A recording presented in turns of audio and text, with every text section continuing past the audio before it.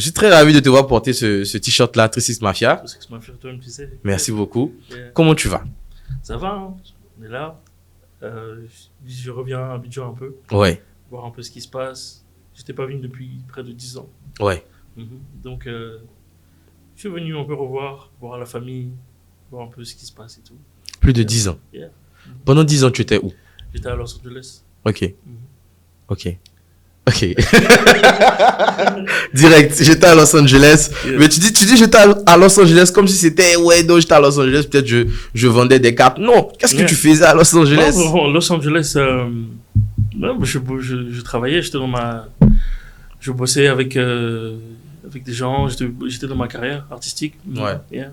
Ok. Donc, en tant que je produisais, j'écrivais, j'aidais à écrire aussi Ok. aux artistes et tout. Mhm. J'ai vu quand j'ai checké sur Internet qu'avant d'être à Los Angeles, tu as fait un détour en France, Oui. où tu as collaboré avec de grands noms. Yeah. Moi, j'ai bien envie qu'on parle de cette période-là, Oui. de comment tu arrives en France, quels sont tes premiers pas là-bas, qui est-ce que tu connectes pour pouvoir commencer à travailler. Oui, moi, à la base, je suis arrivé en France, c'était pour les études. Ok. Donc, c'était environ, si ma mémoire est bonne, c'était environ 2007, 2006, comme ça, cette période-là. Et donc, bon, j'étais dans le sud de la France, j'étais à Toulouse. Et j'ai commencé à un peu... J'ai téléchargé FL Studio. Ok. Comme tout le monde. Comme tout le monde. Craqué. Ouais, bien sûr. Et j'avais mes deux meilleurs amis, Guiman et Afizo, qui m'ont introduit un peu Ok. à ça, FL Studio, comment on fait des instrus et tout ça. Puis voilà, ça a commencé. Eux, ils étaient aux États-Unis. Ok. Et donc, à la distance, ils me montraient un peu. À cette époque-là, c'était MSN et tous ces trucs-là. Donc, ils me montraient un peu FL Studio, comment ça marchait, tout ça. Donc, et puis, j'ai commencé à faire des instrus et tout. Il y a énormément de choses qui se sont passées, mais je vais essayer de... Ouais. Tu vois. Ouais. Donc, j'ai rencontré Lafouine. Ouais. J'ai rencontré Lafouine. À cette époque-là, il était en mode... C'était à l'époque de Capital du Crime. Ouais. Donc, c'était par MySpace à cette époque-là. Et donc, il m'a invité à un de ses concerts. Et donc, je suis allé. Et je lui ai filé des instrus. Et peu de temps après, il m'a mis... C'était mon premier placement. Ok. Premier placement, donc c'était un son qui s'appelait Pleure pas. Donc c'était Lafouine featuring Kennedy, je crois, avec Canardo, Green. Ouais, le son qui s'appelait Pleure pas. C'était sur Capital du Crime 2. C'était mon tout premier placement. Ok. Yeah. Quand tu réussis à faire ce placement-là, comment tu te sens à l'époque? À l'époque, j'étais super content. Hein. À cette époque-là, j'étais super content parce que à cette époque-là, disons que la trap music n'était pas aussi populaire. N'était pas aussi populaire. Et moi, ce que j'écoutais à cette époque-là, c'était vraiment Gucci Mane, OJ the Juice Man. J'étais vraiment trap music. Et j'écoutais vraiment pas du tout le rap français et tout. Donc, mes instrus, c'était trap music. Ouais. Et quand je rencontrais les artistes, ils étaient pas, ma vibe était trop différente. Ils arrivaient pas à comprendre. Ouais, je vois. Et j'étais super content que Lafouine, il comprenait ma vibe. À cette époque-là, il y avait que deux personnes qui faisaient de la trap music, c'était Booba et Lafouine. Donc, le fait que c'était vraiment mon son soit, ils comprennent mon son, ils en fassent un son comme ça. J'étais super content. Ok. Là, on se parle de quelle période, plus ou moins? C'était en quoi? On va dire 2008-2009. Yeah. Ok. Ok. J'ai aussi vu une collaboration avec Booba et Shai. Oui, ça c'était bien après. Oh, ok. J'ai bien envie, tu vois, parce que notre public il est finalement francophone, tu vois. Yeah, Donc c'est bien que ce genre de nom là, tu puisses quand même détailler un peu plus ou moins ce que tu as eu à faire pour ces personnes là. Oui. Donc franchement, Booba, comment ça s'est passé Booba, honnêtement, c'était un pur hasard. à cette époque-là, vraiment, comme je te disais, je faisais ma trap music et tout. Avec La Fouine, il y a eu un moment où on a eu une petite distance et tout. Et j'étais super frustré et tout. Je bossais il bossait à cette époque sur Capital du Crime 3. Ok. Et j'avais du mal à, on avait du mal à faire comment on appelle ça, finaliser des sons, tu vois, pour le projet. Donc j'étais super frustré et tout. Et on a commencé un peu à s'éloigner. Et donc j'étais un peu dans ma vibe. Tu vois, j'étais un peu, en tant que producer, j'étais un peu frustré comme ça, tu vois. Et un jour comme ça, j'étais sur Paris et je marchais dans la rue comme ça et je tombe sur Booba. Ah ouais. Et, pur hasard.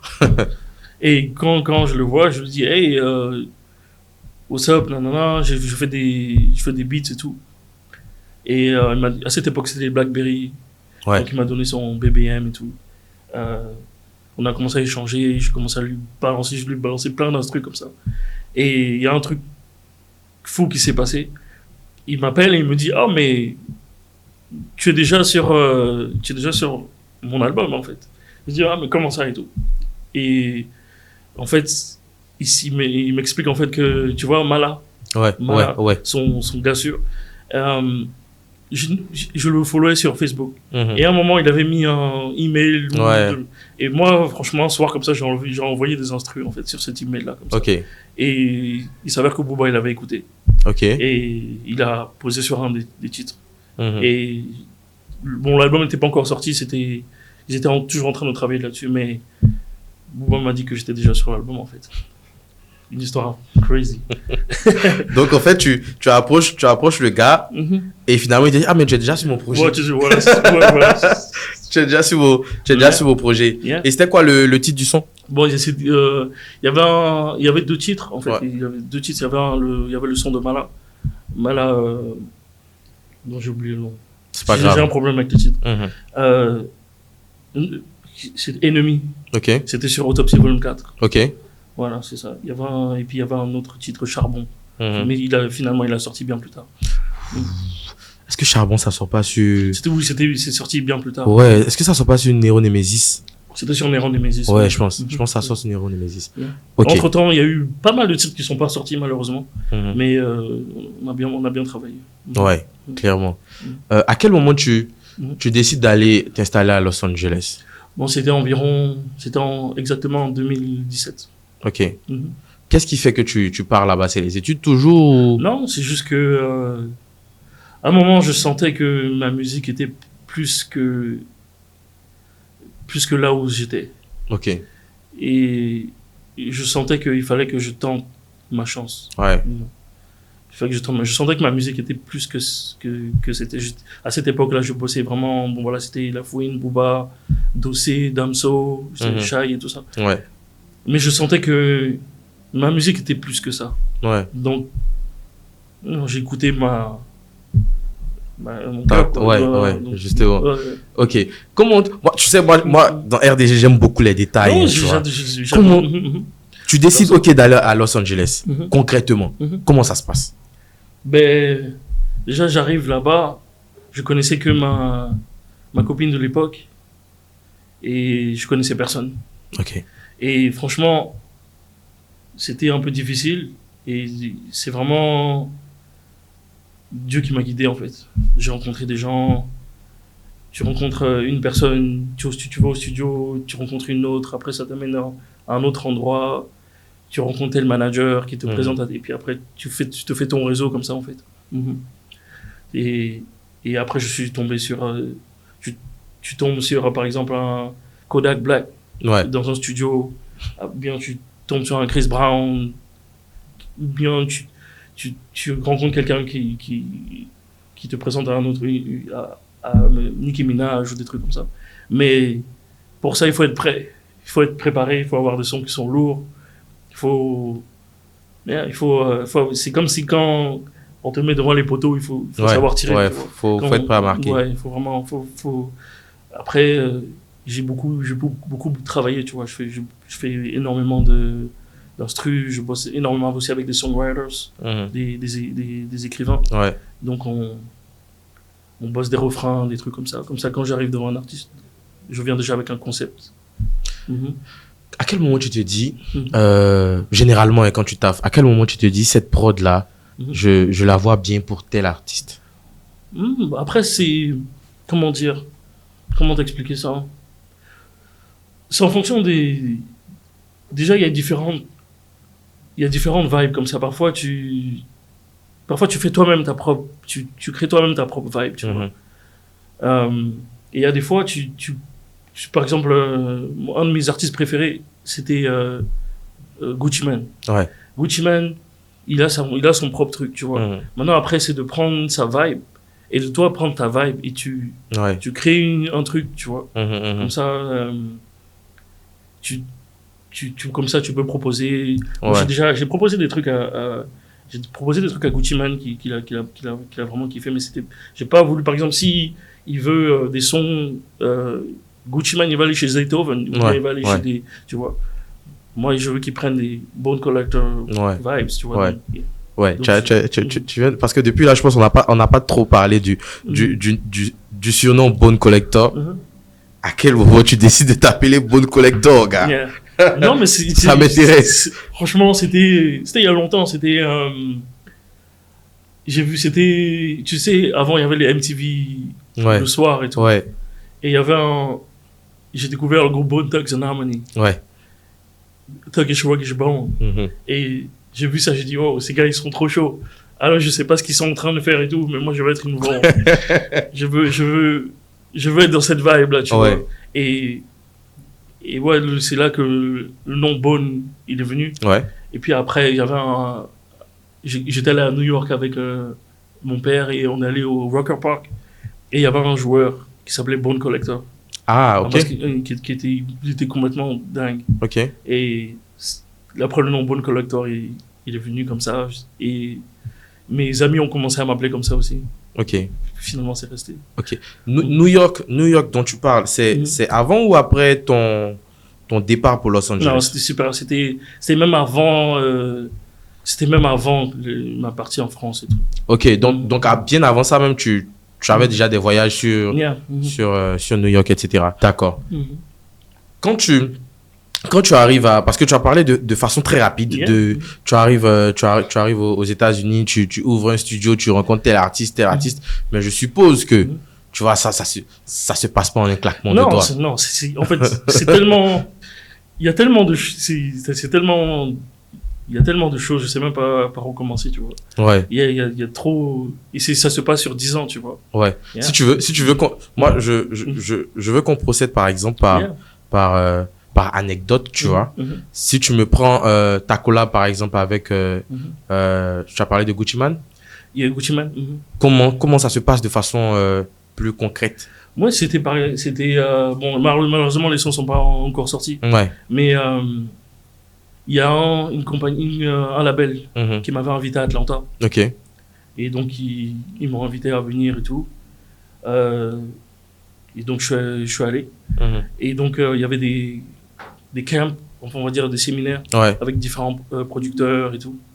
Et donc, du coup, on faisait des instrus, ça bossait des instrus et tout. Et il y avait un des gars du label de Gucci Mane qui était là. Et il m'a invité un soir à aller rencontrer, jouer des sons, jouer des instrus. C'est comme ça que ça s'est passé. Ok.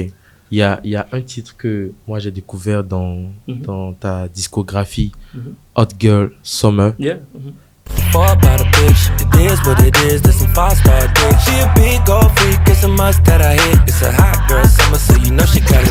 Qui est un gros son, qui est un tube que je crois que tu as coproduit.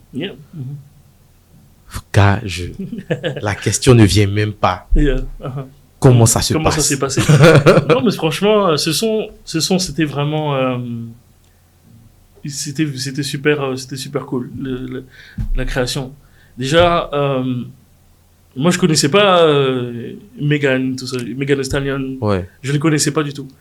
Et à cette époque-là, je bossais avec c'était environ, quoi, on va dire, c'était en 2018. 2018. Je travaillais avec une une chanteuse qui s'appelait Neve. Neva Jolie. C'est une artiste R&B. Ok. Et elle, j'allais checker. Ouais, donc elle, on bossait. Et, Def Jam était intéressé pour la signer. Ok. Donc ils ont fait un séminaire pour elle. Et pour ce séminaire-là, ils ont invité des écrivains, des writers. Et parmi ces writers, il y avait un top writer qui s'appelait Derek Milano. Ok. Et donc on était là, on travaillait. Et à un moment, il y a eu un break où tout le monde allait fumer, en fait. Moi, je suis resté dans la salle pour travailler. Et Derek aussi, il est resté pour travailler. Donc, moi, je le followais sur Instagram et j'ai vu qu'à cette époque-là, il travaillait beaucoup avec Kehlani. Ouais. Et donc, je lui ai dit, oh, là, j'ai un truc fou pour Kehlani. Je veux te faire écouter. Et donc, ouais, je lui ai fait écouter et tout. Et il écoute, il kiffe l'instru. Et il faut savoir qu'à cette époque-là, 2018, le camp c'était en 2019.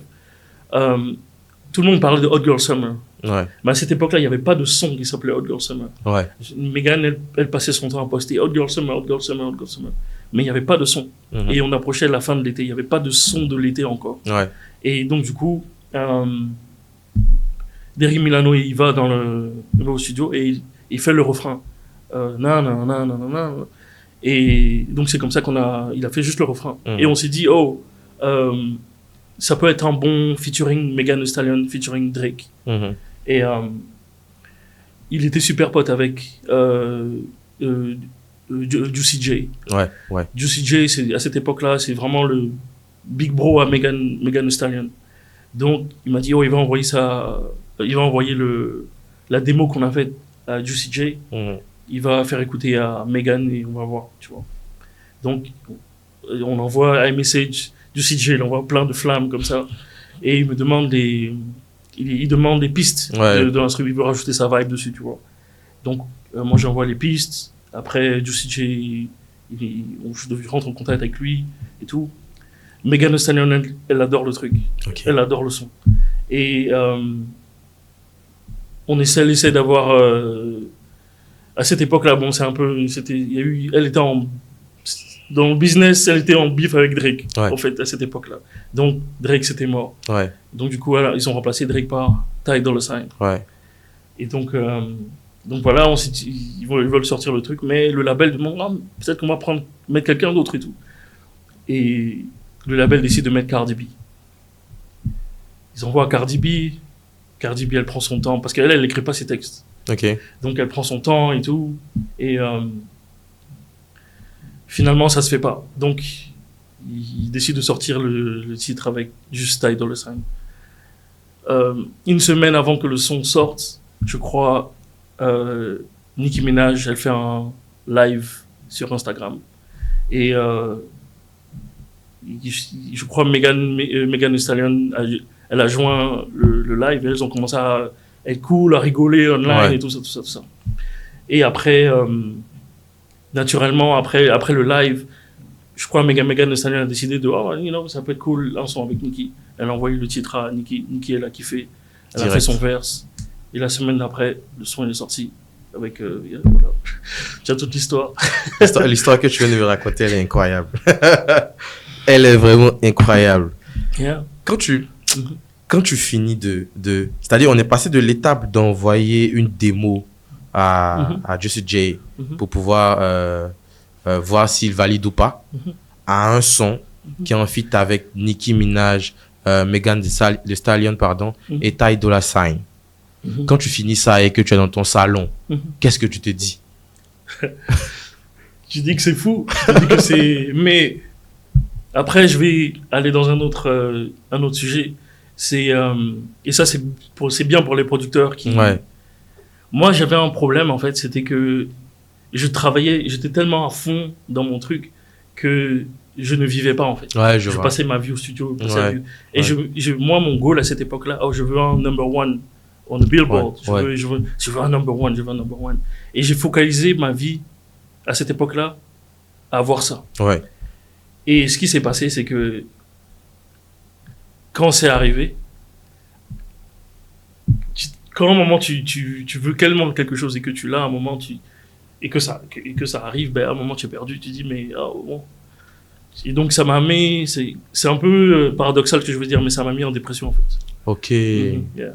Et donc j'ai dû un peu comment dire, parler à des gens et tout ça, mais justement c'est pour ça que c'est bien d'avoir des mentors comme Juicy J. Après ce son on était un peu super proches. Ouais. Donc il m'a un peu expliqué, il faut vivre, tu vois, il faut faire des trucs, faut pas juste faire la musique, aller dans les studios et tout, il faut faire des trucs, parce qu'après tu perds la tête. Quand t'as des gros sons comme ça qui sortent, et tu vois. Ok. Dans la liste de personnes avec qui tu as collaboré, il y a beaucoup de big stars, tu vois, il y a beaucoup de grands noms. Qu'on parle de scène francophone ou même scène anglophone aux États-Unis. C'est quoi le secret pour un jeune beatmaker qui rêverait de faire tout ça? C'est quoi le secret pour y arriver? Le secret, c'est vraiment... si j'ai un secret, c'est vraiment bosser avec des gens à qui tu as accès au moment. Ouais. Développer avec les gens qui sont autour de toi. Ouais. Développer avec les gens qui sont autour de toi. Et après, ça va faire un effet où ceux qui sont un peu au-dessus du game vont vouloir un peu de la vibe de ce que vous faites. Yeah. Moi, en tout cas, c'est comme ça que ça a marché pour moi. Ok. Sur Pink Friday 2, tu as produit Just the Memories. Est-ce que tu te souviens de la vibe que tu voulais ramener à l'époque quand tu fais ce track-là?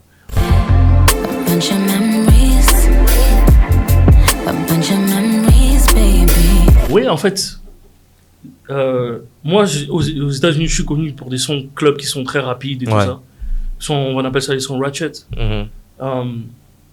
Et Nicki Minaj, on avait fait Hot Girl Summer et elle avait vraiment aimé le titre.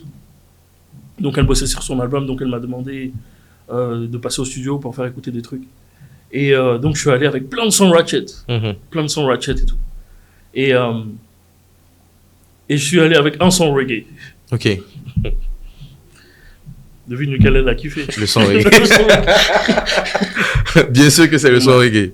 Yeah. Donc du coup, c'est le son reggae qu'elle a kiffé. Dès qu'elle a entendu, il y avait déjà une idée dessus. Il y avait déjà un truc. Mais quand elle a écouté l'instru, elle a tellement aimé l'instru elle m'a dit d'enlever en fait tout ce qui était dessus. Elle veut que ce soit super personnel. C'est pour ça que c'est un son qui est super personnel pour elle. Donc, c'est pour ça que elle a voulu écrire elle-même et tout. C'est quoi ton plus... Personnellement, c'est quoi ton plus gros accomplissement depuis que tu es là-bas? Quand tu analyses tout ce qui s'est passé dans ta vie depuis. J'ai bossé avec quelqu'un. Malheureusement, le son n'est pas encore sorti. Je peux pas en parler. Ok. Mais c'était bosser avec cette personne. Ok. Ok, mais du coup, tu nous aides pas. Tu m'as demandé personnellement, non? Ok. Attends, j'actualise le prompt. Ok. C'est quoi ton plus gros accomplissement personnel qui est déjà sorti? Ok, déjà sorti. Ok. Qu'on peut vérifier. Yeah. Voilà. Honnêtement, c'est même pas. C'était un son. J'ai vraiment. Il y a un son que j'ai fait avec Juicy J featuring Cash Page. Ok. Qui s'appelle All the Time High. Et j'ai vraiment. C'est pas un son c'était pas un gros hit et tout. Mais j'étais super content de la conception de ce son-là parce que Juicy J m'a vraiment fait confiance sur ce titre-là. Et moi, j'étais petit, je l'écoutais tout le temps. Et après, la vie a fait que c'est devenu mon mentor. Ouais. Et tu vois, j'ai fait le beat, j'ai fait l'instru et moi j'entendais The Weeknd sur l'instru.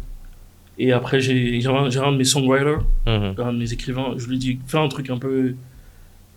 Tu vois, et c'est moi-même qui écrit le refrain, all the time high. Et je lui dis, il faut dis ça au refrain. Et donc il a fait ça, j'ai envoyé à Juicy J, il a kiffé. Lui, il passe son temps à fumer, donc all the time high, c'est son délire, tu vois. Ouais. Et il a super kiffé le truc. Et à cette époque-là, je crois, The Weeknd, il était buzzé avec une collaboration ou un truc comme ça. Donc il ne pouvait pas faire le titre. Juicy J, il a suggéré Travis Scott. Mais Travis Scott, à cette époque-là, il faisait son truc McDonald's, sa collaboration avec McDonald's. Ouais. Donc il a dit que c'était un peu chaud. Et il y avait une artiste du Texas, que vraiment je kiffais trop sa voix, qui s'appelle Cash Page. Donc j'avais commencé à bosser avec elle un peu. Donc je lui ai proposé de faire le refrain. À la fin, le refrain, et bon, pour moi, c'est un son j'adore ce son. C'était sur un des récents albums de Juicy J. Okay. Et franchement, c'est un de mes sons favoris que j'ai pu produire. Les gars, si comme moi vous connaissez pas le son dont il vient de parler, ne vous inquiétez pas. Juste après cette séquence-là, je vous mets le son pour qu'on puisse le découvrir ensemble.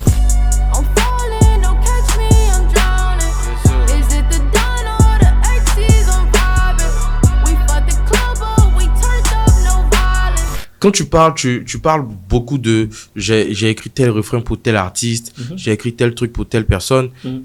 C'est quoi le background qu'il faut pour ça? Est-ce que avant tu rappais toi-même ou tu écrivais des chansons toi-même? Non. Ou bien comment tu arrives à faire ça? Ce que j'aime bien avec LA, Los Angeles, c'est que moi au début quand je suis arrivé à LA, je faisais que des instrus. Ouais. Je faisais que des beats. J'étais vraiment un beatmaker. Ouais. Et c'est une ville avec tellement de il y a tellement de songwriters, il y a tellement d'artistes. Et tu te retrouves au studio avec plein d'artistes, plein de songwriters, et tu vois un peu l'éthique de travail, comment ça fonctionne. Ouais. Donc, moi, à cette époque-là, je savais pas comment les sons se faisaient. Tu vois, moi, je fais un beat et puis j'envoie par email. Ouais. Alors que tu es au studio, tu vois, ok, au début, ça fait... Après, tu rajoutes des mots, et après, le son se fait comme ça. Ouais. Et voilà, donc après, j'étais tellement, à force de traîner avec des songwriters, et à un moment, voilà, tu commences à faire des mots, après des mélodies, tu vois comment les mélodies, ça fonctionne et tout. Puis après, tu te retrouves tu es avec des artistes, et puis, oh, j'ai une idée de refrain. Tu fais le refrain, oh, I like that, let's keep that, oh no, I don't like it. Et après, ça vient comme ça. Je te pose la question parce que ici, c'est encore tabou, tu vois, un artiste qui n'écrit pas ses propres paroles, tu vois. Et j'ai l'impression que là-bas, c'est déjà démocratisé, tu vois. Tout le monde est à l'aise avec ça. Tu me parlais de Cardi qui n'écrit pas ses couplets. Comment ça se passe en temps réel là-bas? Est-ce que c'est totalement OK de savoir qu'un artiste n'écrit pas ses couplets? Non, après, il y a différents trucs. Déjà, tout le monde a besoin de songwriters. Ouais. Même Beyoncé, elle a des songwriters. Travis Scott, tout le monde. Même Eminem. Mais c'est au niveau du rap, si tu te dis que tu es un lyriciste comme un Kendrick ou un Pusha T, tu utilises pas de songwriters pour faire tes verses. Ouais. Tu vois ce que je veux dire? C'est pour le rap, c'est comme ça. Ouais. Si par exemple un gars comme Drake, t'as suivi quand ses sons de référence, ça l'a décrédibilisé. Tu peux pas le mettre à un même niveau que, il peut plus se présenter en tant que, oh, je suis un top lyriciste. Ouais. Il n'écrit pas ses textes. Donc, si c'est pour le rap comme ça, si c'est pour du pur rap en tant que lyriciste et tout, là, tu utilises des songwriters, tu disqualifies. Mais maintenant, si tu as besoin d'un hit, ou tu as besoin t'as besoin d'un truc pour les clubs, et même pour des sons de ton album, tu utilises des songwriters, quoi, tu vois, au moins pour ton refrain ou des trucs comme ça, c'est pas tabou, tu vois. Ok. Quand tu arrives aux États-Unis, tu viens avec un background parce que tu viens d'Afrique, tu viens de Côte d'Ivoire, tu es passé par la France, tout ça, tu arrives là-bas. C'est quoi ta proposition musicale qui te rend différent des autres? Je sais pas si tu captes la question que je pose. Je vois ce que tu veux dire. Après, si je dois dire quelque chose qui m'a vraiment poussé, c'est m'a mis un peu à part, c'est que je n'ai pas juste un seul genre. Ouais. J'écoute, et je viens comme je dis, je viens d'ici. J'ai évolué en France. J'ai toujours été inspiré des États-Unis.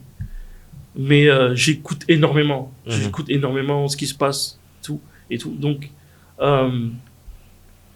le fait d'être à gauche et à droite, ça te force à écouter un peu de tout, en fait. Ouais. Et tous ces différents éléments, mais ça se retrouve dans mes instrus. Aujourd'hui, je peux faire un truc trap. Demain, je peux faire un truc R&B d'une certaine tonalité. Je peux te faire un truc ratchet, je peux te faire un truc afrobeats. J'ai déjà fait même des sons rock. J'ai déjà fait des sons punk. Tu vois, j'ai déjà fait tu vois, je fais des drills ou j'ai tellement vécu à gauche à droite que j'ai tellement écouté d'artistes ou des sons que ça me j'ai fait de la pop aussi. J'ai bossé des sons pour Shakira. Je suis ouvert à tout, en fait.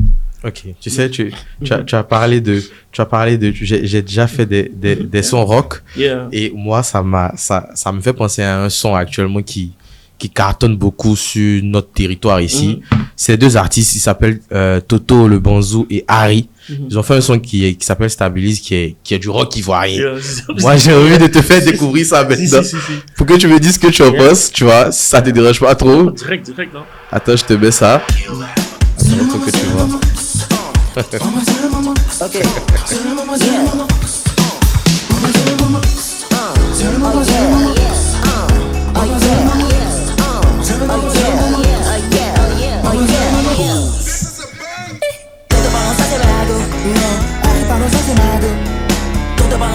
Ils sont chauds.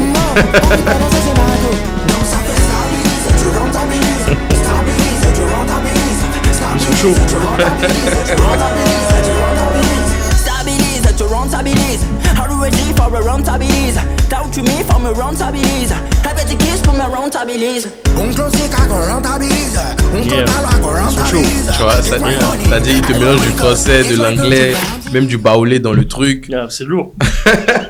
C'est créativité. Ouais, moi, je suis dans la créativité à fond. Ouais. Ils sont dans leur truc.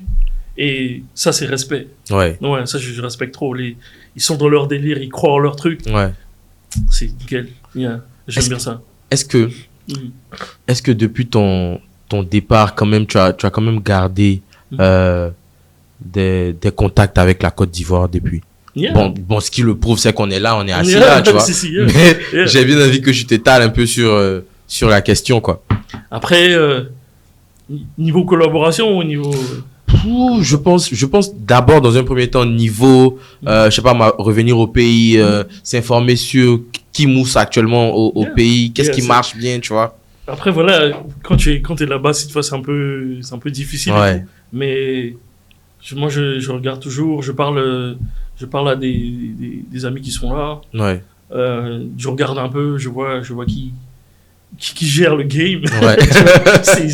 je vois un peu les clashs et tout. Ouais. Oh, ok. C'est intéressant. Tu vois, Ouais. c'est super intéressant.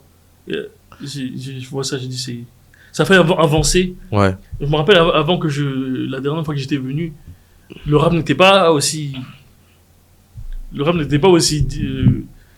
populaire comme ça. Ouais. Avant, c'était le coupé décalé. Ouais. Maintenant, je vois, je trouve que c'est super cool. C'est super cool. Ok. Je trouve que c'est trop cool. Est-ce que moi je vais te titiller sur Please, ça. Hein. please. Est-ce qu'il y a des noms que tu as quand même eu le temps de découvrir la musique, tu vois. Sur Instagram, par exemple, j'ai vu qu'il y a Whitguns qui te suit sur Instagram. Est-ce qu'il y a des noms comme ça dont tu as déjà entendu du son, où tu t'es dit, ah ouais, c'était pas mal? Ouais, j'aime bien Suspect 95. Ouais. Il est super chaud. Uh-huh. Il y avait un son qu'il a fait sur son album, je crois. Il avait fait une reprise qui était super, j'ai trop kiffé. Mm-hmm. De quoi? C'est récent? Non, c'était sur son album. Il y avait je suis très mauvais avec les titres, Uh-huh. mais il avait fait une reprise d'un ancien son ivoirien. Waouh. Ça c'est Nicole. Et je trouvais que c'était super cool. Je réfléchis. Yeah. C'était quoi comme son? C'était une reprise d'un son coupé décalé? Ouais, je crois. Ah, non, je vais pas trouver. Progressons parce que en je tout vais cas, pas ouais, trouver. moi-même, je me souviens plus trop, mais en tout cas, j'ai trouvé que c'était super lourd. Mhm. Il avait un autre son que j'ai vraiment beaucoup kiffé aussi. Un truc qui s'appelle, où il parlait de la vie des artistes et tout ça. Ouais, la vie d'artiste, je pense. Ouais. Ce son-là, je trouve qu'il était cool. J'ai vraiment bien aimé ce truc-là, ce titre-là. Mhm. Après, il y a d'autres artistes. Je vois que Didi B, il est chaud. Ouais. Imra, il est chaud. C'est bon. Après, je crois que c'est les trois qui maîtrisent le game. Ouais, non, tu es bien informé. Du coup, est-ce qu'on pourrait s'attendre, parce que tu es là, tu es au pays, quand même, tu as cité des noms qui sont très big à l'international, mais une partie de la culture aussi, c'est de revenir au quartier et de dire au quartier, les gars, voici ce que j'ai vu là-bas, voici comment on peut upgrade ce qu'on fait ici. Est-ce que c'est prévu? Ou est-ce que tu es totalement ouvert? Moi, je suis totalement ouvert parce que, voilà, ça ferait vraiment plaisir, tu vois, de bosser avec des artistes de chez moi. Ouais. Ça serait stupide de ne pas le faire. Bien sûr. Je suis totalement ouvert. Je discute un peu. D'ailleurs, même, je discute un peu avec Suspect 95. On a prévu de se poser un peu, voir un peu. Petite exclu. Si vos up. Ouais. Ok. Les gars, regardez RDG. Vous venez d'apprendre que Bone Collector discute avec Suspect 95 pour une possible collaboration. Voilà. La première fois que j'ai entendu ça, c'était dans RDG. Ce serait quoi tes conseils que tu donnerais à un beatmaker ivoirien vivant en Côte d'Ivoire qui rêverait d'avoir le parcours que tu as, même si c'est vrai que il y a beaucoup de facteurs qui rentrent en ligne de compte, mais ce serait quoi le conseil que tu donnerais à un beatmaker ivoirien? Ok. Un gros conseil que je veux donner, c'est qu'il arrête. Bon, je rigole. Ok. C'est une blague. Non, c'est vraiment de se projeter, vraiment de se projeter, vraiment de se voir au top, vraiment de pas se limiter et de se projeter déjà dans la tête, de se voir déjà au top et de bosser tous les jours, de bosser chaque opportunité qui vient à toi, de saisir. Ça peut être un artiste qui demande des instrus sur internet ou des trucs comme ça, vraiment de vraiment être à l'affût de chaque opportunité et tout ça, et vraiment moi c'était un peu tu vois, j'ai commencé ici, après je suis allé en France, il y a eu beaucoup de comment on dit, de stages comme ça. Et s'il y a vraiment un truc qui est resté dans tous les stages, c'était vraiment de construire avec des gens qui sont autour de soi. Ça amène des choses. Au début, tu te dis, oh bon, on va bosser ensemble, on va aller où et tout. Mais ça crée un truc, il y a toujours des trucs qui se passent comme ça, qu'on sait même pas, qui arrivent et ça t'amène à un niveau que tu n'avais pas imaginé en fait. Donc c'est bien de bosser avec des gens autour de soi. On se dit oui, par exemple moi avant, quand j'étais en France, où je disais ouais mon rêve c'est de bosser avec Gucci Mane ou des trucs. Mais c'est mieux tu bosses avec les gens tu vois, ton entourage et ça t'amène quand tu étais petit. Même si c'est des années plus tard, ça va t'amener à là où tu veux. Moi, en tout cas, c'est comme ça que ça marche pour moi. Ok, c'est super. Merci beaucoup pour ce conseil-là déjà. Il y a un nom qu'on n'a pas encore cité. Et pourtant, c'est le lien entre toi et moi pour qu'on soit ici aujourd'hui. C'est Monsieur Frank Acid Kakou. Oh, c'est que je préfère appeler Black Kent. Black Kent, ouais. Tu vois, déjà, je veux savoir dans quelles circonstances vous vous rencontrez. C'était, je crois que c'était en 2008, un truc comme ça. Non, c'était plus tard. Je crois que c'était en 2010, comme ça, plutôt. Il faisait un show à un endroit sur Paris. Et je suis allé. Et on avait pas mal d'amis en commun, déjà. Donc, puis après, c'était à l'époque comme vous, hein, c'était l'époque BBM et tout. Ah ouais, à la fin du show, il bossait avec un des artistes. Il était venu...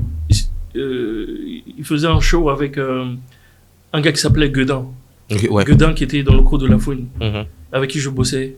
Et naturellement, on était à la fin du show, je suis allé voir Guedin, il y avait Black Hand, je crois que c'est Guedin me l'a introduit. Et on s'est dit, ah, tu connais telle personne et tout. Je crois même Black Hand... j'ai failli dire un truc, oui. Il est marié. Il vient d'avaler une anecdote importante. À cette époque-là, mais, okay. Oui, voilà. On avait des personnes en commun. Et voilà, donc il connaissait bien ma cousine. Et donc, donc c'était naturel qu'on commence à parler et tout. Puis je commençais à lui envoyer des sons. Ouais. Puis ouais, il a commencé à poser sur des trucs et tout.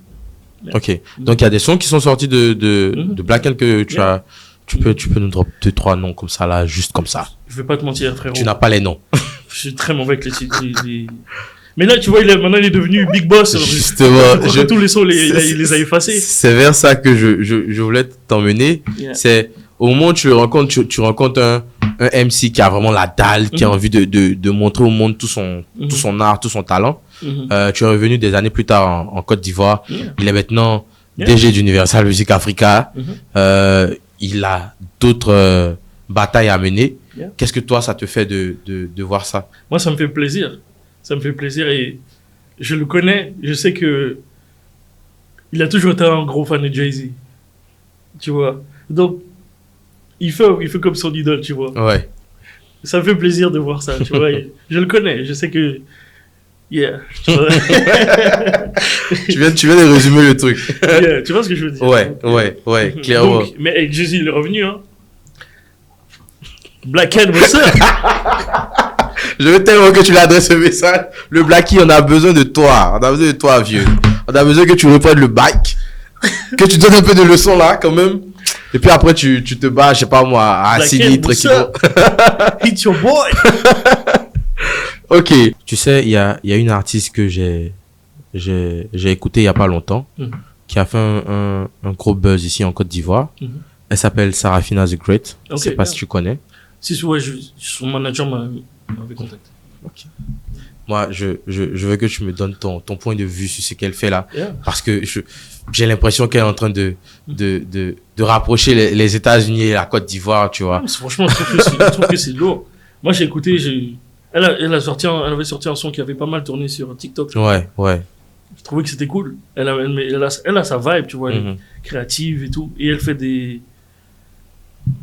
Elle a sa vibe, tu vois. Il y a personne qui... Elle est unique, tu vois. Donc, les gens uniques, comme ça, comme ce que tu m'as montré tout à l'heure, le rock, ils sont voués à aller loin, tu vois. Est-ce que tu penses que ça peut pénétrer le marché américain? Parce que bon, c'est vrai que ça a fait un boom ici parce que tout ce que ça représente est le coupé décalé des années 2000-2010 là, qui est remixé dans une sauce un peu trap, etc. Forcément, ça arrive à nous toucher ici, surtout qu'elle chante en anglais avec quelques mots français. Donc forcément, ça nous prend. Mais est-ce que tu penses que ça peut réellement pénétrer le marché américain pour de vrai? Moi, je pense que les Américains sont simples. Un Travis Scott, il va prendre ce truc, il va remixer, après, voilà, ça va prendre. Tu vois, des trucs comme ça. Ouais. Yeah. Après, pour que ce soit sur la durée comme ça, il faut qu'il y ait encore plus, il faut qu'il y ait d'autres artistes qui viennent, qui alimentent la vibe, tu vois ce que je veux dire? Ouais. Comme un peu ce qui s'est passé avec le reggaeton, ou bien d'autres genres. Il faut que ça soit constant, il faut que ça... Tu vois ce que je veux dire? Il faut qu'il y ait beaucoup de propositions dans le même couloir. Quand tu finis de collab avec tous les noms qu'on a déjà cités, je vais pas les refaire, c'est quoi les motivations pour continuer? Ben, après, moi, c'est... Comment dire? Moi, je sais pas c'est quoi pour les autres, mais quand par exemple, un truc, un son sort, ou bien...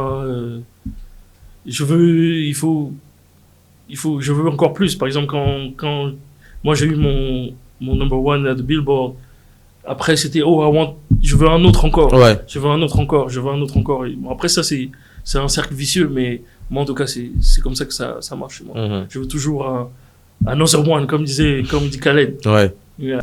Du coup, tu m'as partagé par message en tout cas, une playlist où on peut retrouver quelques-uns des sons que tu as produits. Il y a un son que je veux qu'on mette. Tu vois, c'est celui-là. Ici. C'est canal. Chacune de nos sorties se fait les mains gardées. Les grands de ce lien me voient, ils veulent engranger. Car au début m'a dit interdit de te mélanger. Passe pas dans ma rue ici, c'est toi l'étranger. Mes ennemis veulent ma mort, mais j'en ai rien à branler. Bon, on va pas tout mettre, pour pas fâcher les robots de YouTube et d'internet, tu vois. Mais en tout cas, le titre du son c'est PMW. PMW tout simplement. De Shai. Tu me disais en off que tu étais très tight avec Shai. C'est ma sœur. Shai, c'est ma sœur. Moi, je la considère comme ma sœur. Je l'ai rencontrée, c'était vraiment... c'était à l'époque où je commençais à bosser avec Booba. Et il m'a un peu... il m'a demandé de bosser. Il venait de la signer. Il m'a dit, j'ai une nouvelle artiste et tout, j'aimerais bien que tu bosses avec elle. Et puis ça a commencé comme ça, j'ai commencé à lui envoyer des sons et tout. Et à cette époque-là, il n'y avait pas de femmes comme ça qui rappaient dur comme ça, tu vois. Moi, j'ai toujours été fan des femmes fatales. Comme Terminator, Sarah Connor, comme ça. Sarah Connor. Moi, j'ai toujours aimé bien ça, tu vois. Et elle, je la visualisais comme ça. Donc, une femme qui rappe super hard. Et à cette époque-là, il n'y avait pas. Et quand on a commencé à travailler, elle était super fan de Rick Ross. Moi, j'étais super fan de Rick Ross et MMG, tout ça. Donc, mes instrus collaient avec sa vibe. Donc, c'est comme ça qu'on a commencé à travailler. Et ça se ressent beaucoup sur des sons comme les premiers sons qu'on a fait, Perpétuité, les premiers sons qu'on a commencé à travailler, qu'elle avait clippé, c'était vraiment ses premiers. Et cette énergie-là se ressentait beaucoup. Et après, on s'est dit, voilà, que c'est bien les gros sons et tout, mais il faut faire des mélodies aussi, tout ça. Donc, on a fait Autour du Nine, qui était, je pense qu'il a bien un certain niveau.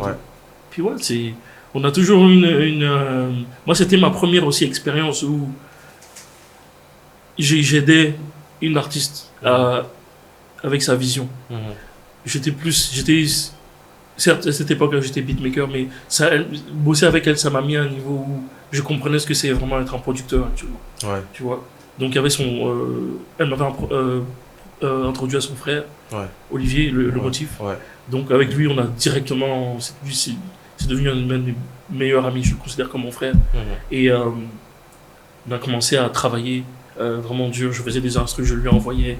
Il m'envoyait des refrains et tout ça. Et malheureusement, on était un peu trop en avance en France par rapport à ça. On commençait donc déjà en cette époque, c'est 2012, 2013. J'envoyais déjà des beats avec des refrains. Mais on est des bonhommes, nous. Je me rappelle, il y avait un artiste, je vais pas dire son nom. Il m'a répondu, mais tu me prends pour qui? Moi, je suis un bonhomme, moi je fais mes propres sons et tout. C'est pour t'aider, tu vois. C'est pas, tu vois. Et donc on avait cette dynamique-là. Je faisais les instrus avec le motif. On bossait le thème et tout. Et on proposait à Shai. Et elle validait. Donc après, on l'aide à faire les verses et tout ça. Donc c'était vraiment, avec elle, c'était vraiment comme c'était une super amie. Elle me donnait vraiment le champ libre pour vraiment évoluer en tant que producteur. Donc on a fait tout ça. Après, elle a signé. Elle a fait quelques autres sons. Et puis un jour, on était au studio tous ensemble. Et puis on a fait PMW. C'est marrant parce que PMW, je vais être honnête avec toi, j'aimais pas ce son quand on l'a fait. Parce que je voulais qu'on fasse j'avais une autre idée, tu vois, Et on l'a fait, tu vois, mais j'étais un peu frustré parce il y avait une autre idée que je voulais faire. Mais parfois, c'est comme ça. L'artiste, c'est de l'artiste C'est pas le producteur, c'est l'artiste qui aime ou qui aime pas. Et elle a validé ça et c'est sorti. Ok. Mais si on m'avait écouté, sur ce coup-là, j'ai pas eu raison. Tu vois. Mais c'est bien que tu le reconnaisses aujourd'hui, tu vois. Est-ce qu'il y a eu que ça de collaboration entre Shai et toi, de son, bien sûr? Oui, bon, après il y a eu les autres sons, tous les perpétuités, autour du Nine. Comme je te dis, je suis très mauvais avec les titres. On avait un album qui s'appelait Opéra Noir, malheureusement, qui n'est pas sorti. Qui n'est pas sorti malheureusement. C'est resté dans les disques durs. Et ouais, après, on a des sons. Hein, bon. Après, le fait que je sois allé à LA, ça nous a un peu éloignés et tout. Ouais. Mais bon, on fait, chaque année, on fait un petit son comme ça, tu vois. On fait un petit son, mais là, on a prévu de se poser, de reprendre un peu le travail. Ah ouais, il faut. Yeah. Il faut. Yeah. Tu sais, moi, tu es revenu au pays, tu vois, et j'ai envie de faire une petite mise à jour musicale de tout ce que tu peux, tu dois écouter ici, tu vois. Je vais commencer par un artiste que j'aime beaucoup, il s'appelle Dope-Lime. Yeah. Il a explosé, je crois, l'an dernier avec un titre qui s'appelle Guala, que j'ai bien envie qu'on écoute maintenant. Dope family on top. This nigga be trippin', pas les couilles de ce négro. Si je le fais, tu sais que c'est pour mon voilà. Charbonné toute la semaine, donc on compte ta femelle. Te mange qu'à c'est dans du félin. Les types me disent, oh mon vieux, t'es un lion. Tu dois faire rentrer plus d'argent que les pires. J'suis dans la table, j'suis complètement mia. Si ça part de monnaie, nous on fait sa fille. Est-ce qu'on a chichon, what's up baby, un killer comme si je viens des autres. Tout en fout, la connue que je les compte. T'as les amis comme Machiavelli. Si tu me fais la passe, t'inquiète je te plaît. Très lourd, j'aime bien. Sortirai pas les métaux à part si tu réitais. Je sais qu'il me félicite, mais voudrais tous me fort à terre. J'ai pas super, j'ai la méthode, tu peux garder tes commentaires. Du popping ici. Comment? Il est chaud ici, les gens kiffent. Ouais, de fou actuellement, c'est la relève là. Yeah. Tu vois le Rookie of the Year là, c'est pour de vrai. Ok.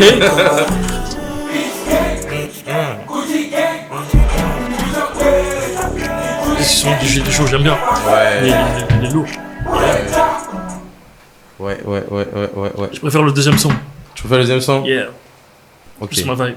Ok. Pourquoi? Le bounce. J'aime bien comment il rappe sur le. J'aime bien le bounce de l'instru. Comment il flow dessus. Ok. Yeah, c'est mon délire. En tout cas, moi je suis content de t'avoir reçu. Yeah. Et j'ai hâte d'entendre le track avec Suspect 95. Franchement, j'espère que ça va se faire. J'espère que ça va se faire. Merci beaucoup d'être venu dans RDG. Et puis, merci beaucoup. Si, man. Yeah, man.